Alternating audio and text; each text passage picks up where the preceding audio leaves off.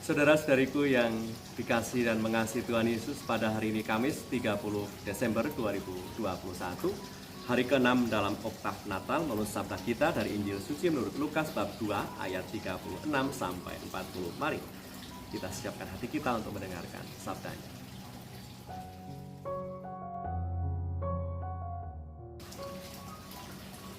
Lagi pula di situ ada Hana, seorang nabi perempuan anak Fanuel dari suku Asyer. Ia sudah sangat lanjut umurnya. Sesudah kawin ia hidup 7 tahun lamanya bersama suaminya, dan sekarang ia janda dan berumur 84 tahun. Ia tidak pernah meninggalkan bait Allah dan siang malam beribadah dengan berpuasa dan berdoa. Dan pada ketika itu juga datanglah ia ke situ dan mengucap syukur kepada Allah dan berbicara tentang anak itu kepada semua orang yang menantikan kelepasan untuk Yerusalem. Dan setelah selesai semua yang harus dilakukan menurut hukum Tuhan, kembalilah mereka ke kota kediamannya, yaitu kota Nazaret di Galilea. Anak itu bertambah besar dan menjadi kuat, penuh hikmat dan kasih karunia Allah ada padanya. Demikianlah sabda Tuhan. Terpujilah Kristus. Saudara-saudariku yang terberkati, kemarin kita mendengarkan Simeon yang bersuka cita oleh karena menyambut hadirnya Sang Mesias.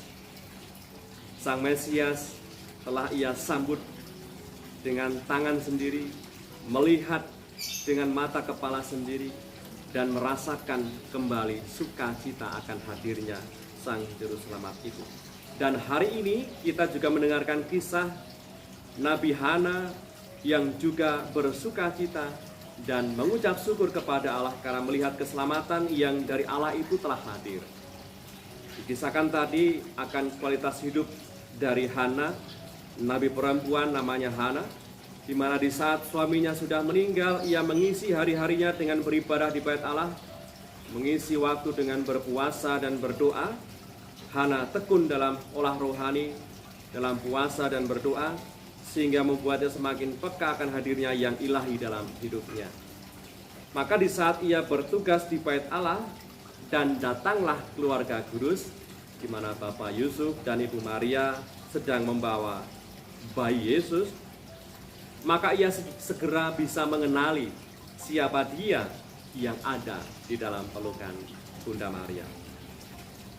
Saudara-saudariku yang terberkati, bila hidup kita, Anda dan kita semua terasa hambar, hidup terasa kering, mengalir tanpa makna, tidak lagi bisa mengalami hangatnya kasih Tuhan, tetaplah berani masuk dalam keheningan dan berdoalah.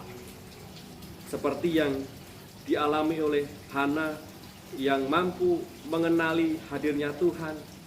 Ia bisa mengenali hadirnya Tuhan ketika ia juga tetap mampu bertekun dalam doa, bertekun dalam olah batin itu, sehingga ia peka akan hadirnya Sang Juru Selamat itu. Suasana doa menjadi saat di mana bukan lagi kepentingan dan kehendak kita yang menguasai, tetapi kita meyakini ketika kita berdoa, Allah sendiri yang meraja dan menguasai hidup kita. Ketika kita mengizinkan Allah masuk dalam hidup kita dan dikuasai oleh Roh Kudus-Nya, maka kita semua akan mengalami sukacita seperti sukacita yang dialami oleh Hana. Marilah berdoa. Dalam nama Bapa dan Putra dan Roh Kudus. Amin. Tuhan Yesus yang baik, Hana amat bersyukur karena boleh melihat-Mu dan menyambut-Mu.